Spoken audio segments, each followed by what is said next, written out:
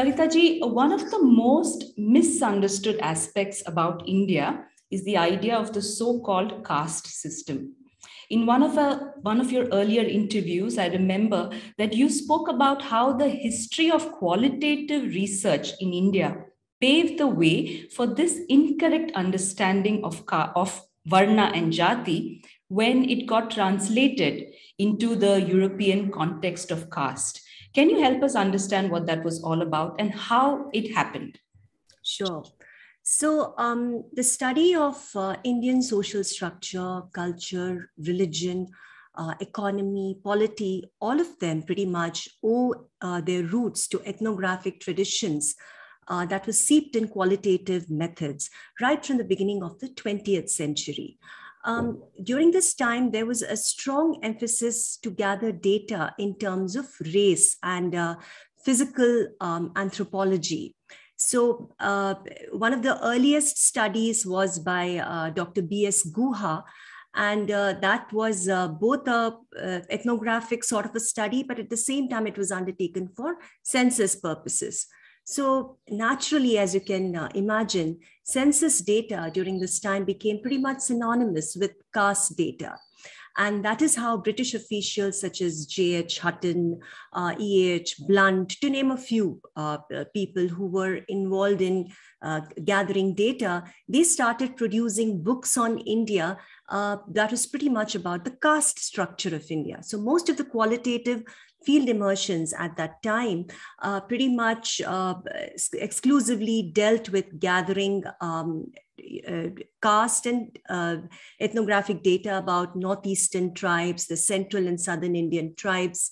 So what happened is that it's worth noting that studies during this time that were initially undertaken by researchers involved themselves with caste. Now, the second thing I want to draw your attention to is that the researchers who were commissioned by the government, all these were the British Indian government sponsored researches that were taking place.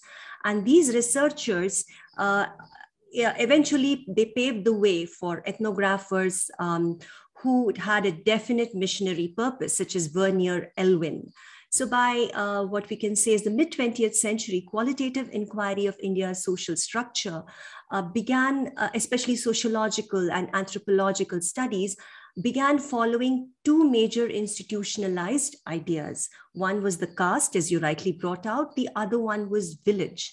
And that preoccupation with caste and village continues even today in our ethnographic traditions. Now, the Orientalist perception, they adopted the term caste from the European concept to give a generalized explanation for Jati and Varna, which was prevalent in India at this time. And they attributed its spread across the country as an exploitative, hegemonic sort of a system. And this was especially problematic because census officials of the late 19th century, they found it difficult to distinguish between caste, tribe, nationality, and they incorporated, all these categories as variations of caste, in their data collection. Now, if we look at our own Indian structure better, we will see that Jati is not an entity that is homogeneous or uniform. And so it cannot serve as the unit of caste classification. And similarly, Varna also cannot be the basis of caste classification because it too has, in fact, there's a lack of clarity and agreement, in understanding the normative and presumed conception of what they call as the caste system. Yet it was caste and Varna that was taken as an explanation about Indian culture and society for several decades.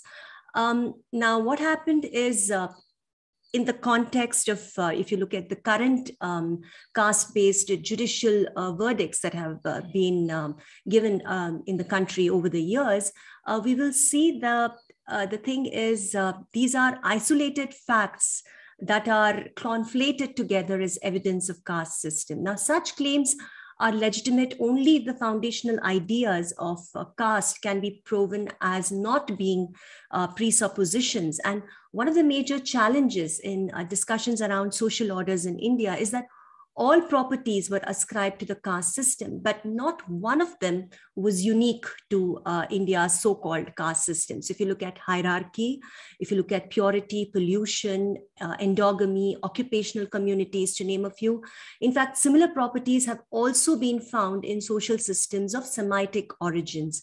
So a critical counterclaim to the dominant constructs about India's caste as a dehumanizing, discriminatory system is that it crystallized in the European understanding of India and the Christian theological background that fashioned non-Abrahamic faith systems in the country. So understanding India's social phenomena, most of which are tied to caste system, needs basic fundamental reconceptualizing, especially when scholars themselves have not reached a consensus on several key areas. These also include how certain alleged castes were different from other kinds of human groups. We need to set that right. And how caste system came into being, we need to understand that, what sustained it, the relationship of caste to a so-called ordering of social hierarchy. So what are the constituents of these systems which are considered as necessary properties of the caste system? We need to lay that out clearly for the lay people, for other researchers. And at the same time, when they speak of caste systems' relation to social conflict, it can't be in general terms. They need to really specify what and how it is.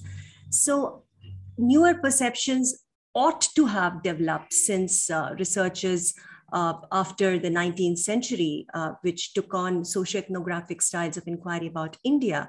But these are unfortunately, again, paradigms that are borrowed constructs on India-specific framework. And research efforts actually have, again, become constricted by these restrictive paradigms. In fact, ethnographic studies in India are no less affected by this, rural India are no less affected by this trend. What I'm trying to say is they do not lack in merit, but what they lack is an India-specific approach with an introspection of these dominant constructs that have been carried over.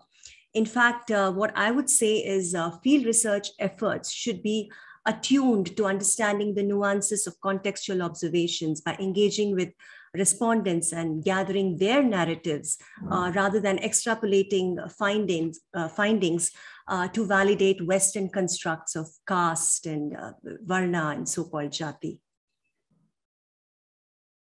Please remember to subscribe to us and switch on the notifications for this channel. For our other social media links, more content, and to support our work, please visit citti.net. Dhanyavad. Namaskar.